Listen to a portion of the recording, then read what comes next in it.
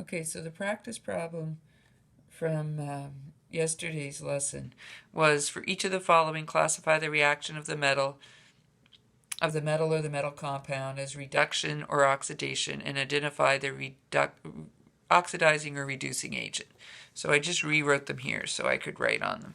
Okay, so 1A takes iron solid and exposes it to oxygen, and you get iron oxide. Takes a pure metal and it turns it into a metal compound.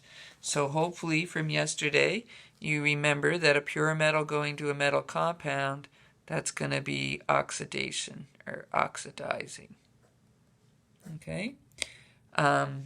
Did it say?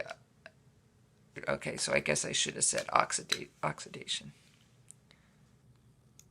It's the same thing. I was just looking for what term they used in the question. So you probably said oxidation. All right, and then it wants you to identify if it was a reducing agent or an oxidizing agent. So the oxygen here would be the oxidizing agent. Okay, we look at the next one. It's a metal compound going to a pure metal. It's reduction. And what is it that's causing it to reduce? This guy. So this is the reducing agent. I'm just going to write Ra there. C, nickel oxide, exposed to hydrogen gas becomes pure nickel. So again, it's reduction. It's reducing the metal compound to a pure metal. This guy to this guy. And so this one, the hydrogen, must be the reducing agent. Then we have zinc solid going to zinc bromide when exposed to bromine. Okay, so pure metal going to a metal compound. This should be oxidation. And this guy, Br2, is the oxidizing agent.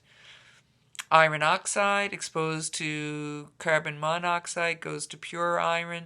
This is actually an example that we used when we first talked about reduction.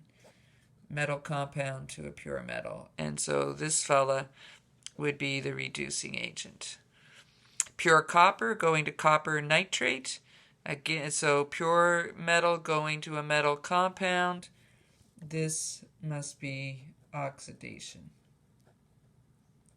And the other fellow with it, this one would be the oxidizing agent. Okay, so hopefully those are pretty straightforward for you today. We're going to take it a little bit further.